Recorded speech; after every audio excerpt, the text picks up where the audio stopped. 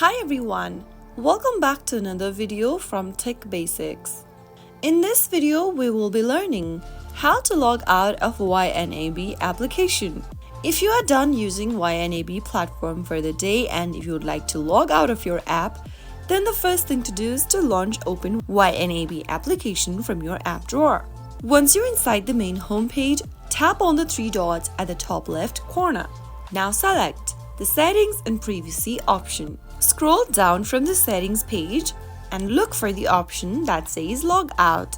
Tap on Log Out and you will be logged out of your YNAB application.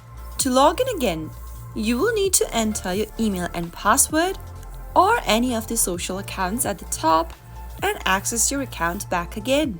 So that is how quickly and easily you will be logged out of YNAB account using the YNAB mobile application. If you found the video to be helpful, go ahead and give us a thumbs up. Don't forget to subscribe to the channel by hitting the subscribe button.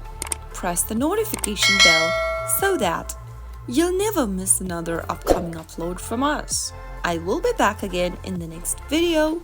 Thanks for watching.